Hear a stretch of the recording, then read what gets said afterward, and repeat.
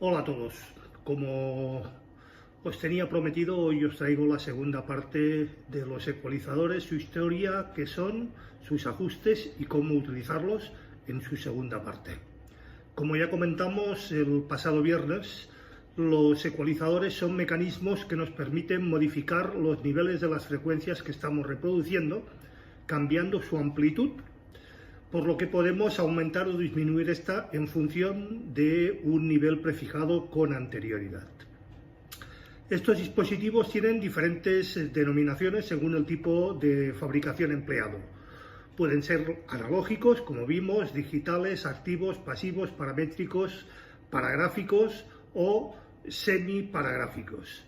Los ecualizadores gráficos, como vimos también, son los más comunes y usados en nuestros entornos, debido a que su amplio rango de frecuencias nos permite un mayor control sobre estas.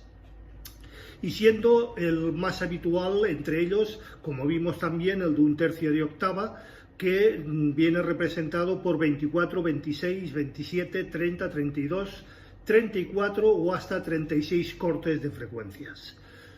Los paramétricos son los que nos permiten además el ajuste de la frecuencia central en cada una de las bandas, es decir, lo que ya comentamos, que nos permiten desplazar esa frecuencia hacia un lado o hacia otro para ir a buscar la frecuencia más precisa. Los paramétricos son los que nos permiten además el ajuste de la frecuencia central, como he dicho, y establecer justo la frecuencia que queremos aumentar o disminuir.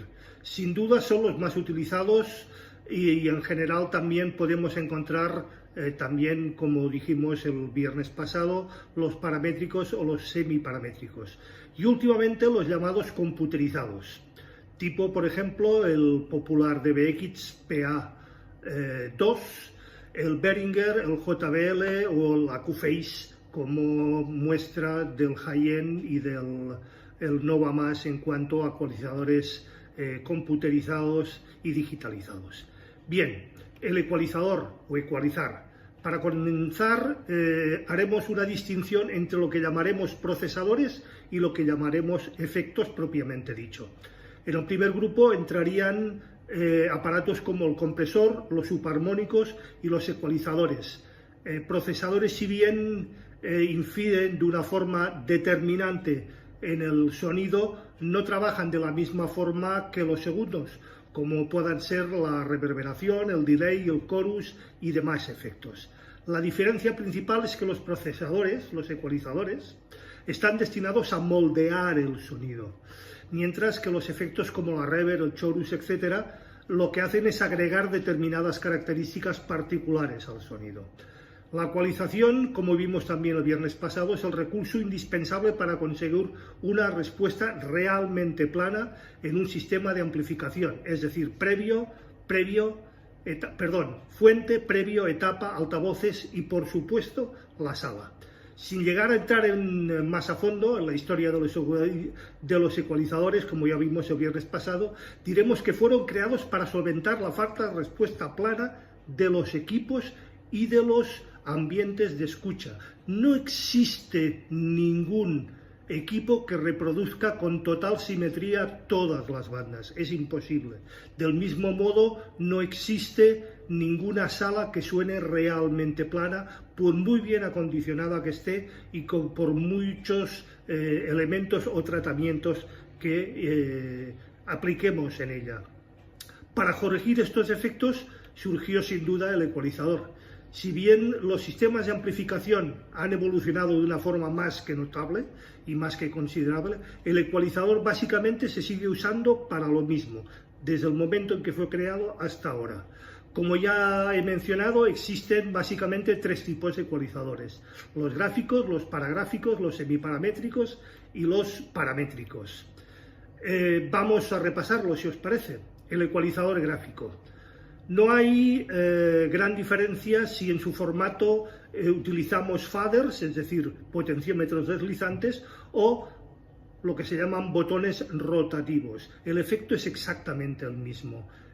Tanto si son faders como si son botones rotativos, la utilización es exactamente la misma y surge exactamente el mismo efecto. El ecualizador posee varios controles que afectan directamente a las frecuencias llamadas bandas. Cuantas más bandas tengo un ecualizador gráfico, más fino será tu trabajo, ya que se podrá efectuar con más precisión el ajuste de esas frecuencias, de esos picos o de esos valles. Existen en el mercado básicamente de 2 y 3 controles, llamados controles de tonos, de 5, de 8, de 10, de 12, de 24, de 26, de 27 y, como hemos dicho, de hasta 30, 32, 36 y 37 bandas, correspondientes a las divisiones del ancho de frecuencia en lo que se llaman tercios de octava. Nuestro primer ecualizador. Cualquier amplificador integrado, etapas con previos, dispondrán de al menos un control de graves y agudos. Eso sería el inicio de un ecualizador, pero no se puede llamar así.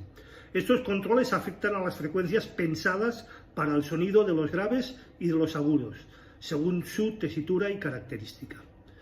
Muchos amplificadores actualmente también disponen de 3 bandas, graves, medios y agudos.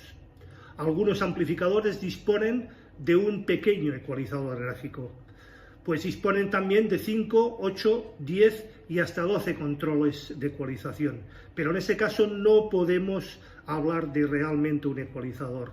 No son lo suficientemente precisos, no nos permiten ir a buscar las frecuencias de una manera precisa y por lo tanto no los podemos considerar como tal. En dichas ocasiones, esos controles trabajan en frecuencias muy distantes la una de la otra, siendo muy difícil un control, como decíamos, exhaustivo de nuestra RTA, encontrándose más cerca de un control multitonos que no de un auténtico ecualizador. Bien, veamos cómo ajustar nuestro ecualizador. En lo general, lo mejor será primero dejar el ecualizador plano, es decir, todos los controles a cero. En un segundo lugar, deberemos situar nuestro micrófono de referencia en el punto dulce, en el punto de escucha, a poder ser soportado por un trípode o por un buen pie de micrófono. Tercero, debemos de activar nuestro generador de sonido patrón o sonido rosa. En cuarto lugar, buscaremos que los controles de ecualización sean lo más planas posibles en nuestra RTA, es decir, iremos ajustando en nuestra RTA de forma que todos los controles se vuelvan otra vez lo más planos posible, sin generar picos o sin generar cancelaciones. Y una vez tengamos nuestro sonido de forma más que aceptable y nuestra RTA nos muestre una frecuencia lo más plana posible, insisto una vez más, dejaremos dichos controles lo mejor protegidos posibles y nuestro ecualizador, sea el ecualizador gráfico, paramétrico, semiparamétrico o sea un computerizado, lo mejor protegido para no tener que volverlo a tocar. Bien, pasemos al ecualizador semiparamétrico. Este tipo de ecualizador es mucho más versátil que el ecualizador gráfico. El ecualizador paramétrico permite introducir un botón más dentro de la banda, que lo que nos permite es desplazar, como vimos también el viernes pasado, la frecuencia para ir a buscar de una forma más precisa aquel punto dentro de la RTA y dentro de la frecuencia que nos esté estorbando. Seguramente muchos de vosotros habéis notado muchas veces que en un espacio determinado de escucha, ciertas frecuencias, que suelen ser normalmente las graves, parecen resaltarse o empastarse o incluso llegan a acoplarse por vibración entre los altavoces y las fuentes de sonido, llegan incluso a acoplarse.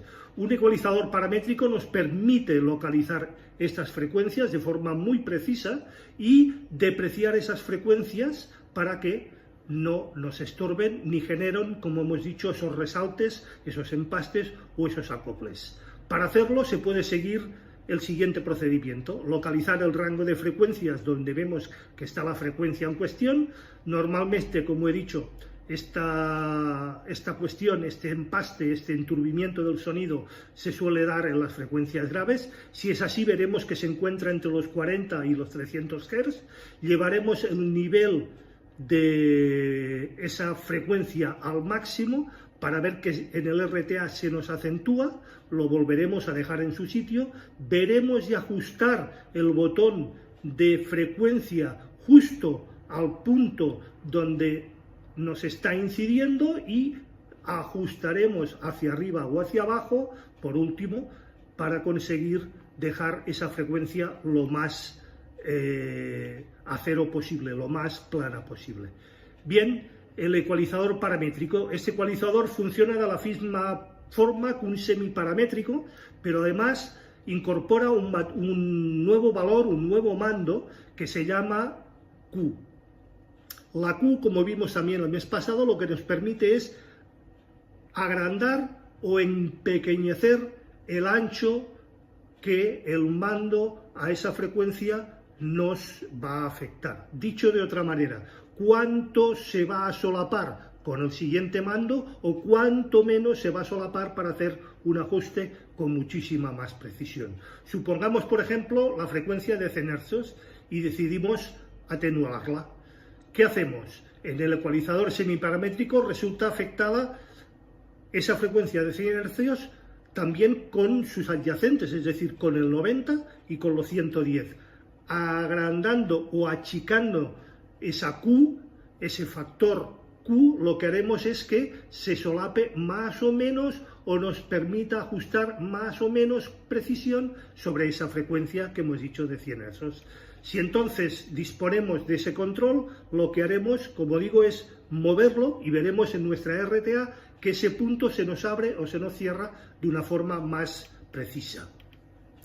Bien, para terminar y para no alargarme mucho más en este post y en el tema de los ecualizadores, es importante tener muy presente que los conocimientos de tipo técnico que vayamos adquiriendo nos ayudarán cada vez más a obtener buenas prestaciones en cualquier tipo de ecualizador. Es decir, prueba-error es nuestra mejor escuela.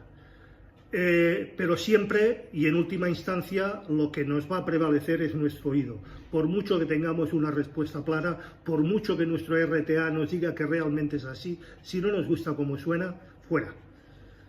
Lo que nos manda es nuestro oído y cómo nos guste que suene. Realmente lo ideal, y os puedo asegurar que así es conseguir al máximo nuestra respuesta plana. No existen fórmulas mágicas para la ecualización. Solo la correcta utilización de estos elementos y de estas herramientas nos permitirán una RTA lo más plana posible y lo más correcta posible.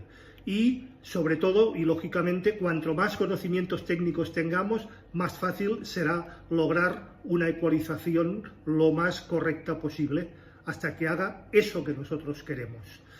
La ecualización, sin duda, es la mejor opción.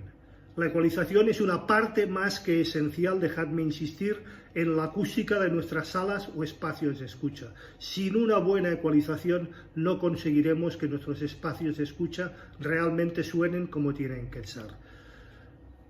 Sed conscientes del efecto también que una mala ecualización puede crear. Escoged la ecualización más correcta en cada caso. Con un poco de práctica, de verdad, vais a ser unos auténticos magos de la ecualización. Pero recordad también lo que he dicho con anterioridad. No son juguetes para manos inexpertas. Hay que tratarlo con cuidado y tener unos conocimientos previos y haber tenido un cierto bagaje para conseguir unos buenos resultados. Y espero, con todo este rollo, pues haber aportado una nueva visión de lo que significa realmente ecualizar, cuáles son sus prestaciones, cuáles son sus controles y cuál es la mejor manera de utilizarlo. Como siempre, quedo abierto a vuestra disposición para preguntas, dudas, cuestiones o sugerencias en la caja de comentarios. Si os ha gustado el post, le dais al like.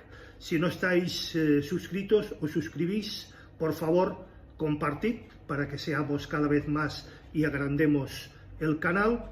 Y acordaros también de darle a la campanilla gris para que os avise de nuevos posts. Gracias por vuestra atención y espero veros el próximo viernes una vez más en A las 8 estrenamos. Hasta luego.